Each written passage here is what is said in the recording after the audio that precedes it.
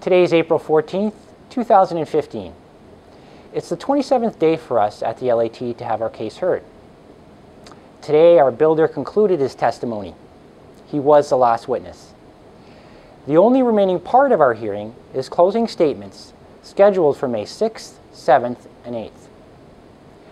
We were looking forward to the end of the witness's testimony so we could share about what had happened. I know last week I mentioned that I was planning on sharing some of the testimony from Tarion's expert witness, professional engineer, Mr. Norman Lee. This, however, was just before Madam Chair made an order that we could not share any recording or transcript or summary thereof. We look forward to the end of our hearing where we believe we will be able to speak out more freely about what has occurred. Today, in order to comply with the order, I can only share with you part of what happened during the testimony of Mr. Lee.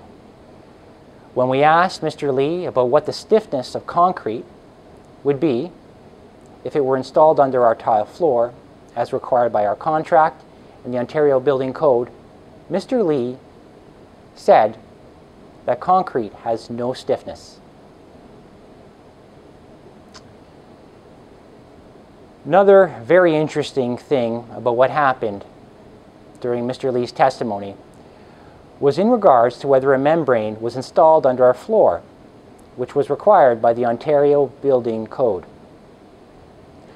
Up until this point, Tarion's position and also the testimony of their inspector was they did not know whether the membrane had been installed. There was no mention of the required membrane for our floor in Mr. Lee's lengthy flooring report.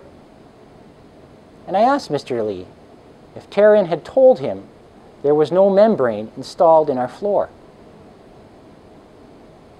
Mr. Lee admitted that Tarion had told him there was no membrane installed in our floor. I believe Tarion hiding this Ontario Building Code violation so they could avoid providing warranty coverage is not right. It is for reasons such as this that I believe we need to make Tarion accountable. Our members of Parliament should be supporting Bill 60 when it comes up for a vote at Queen's Park.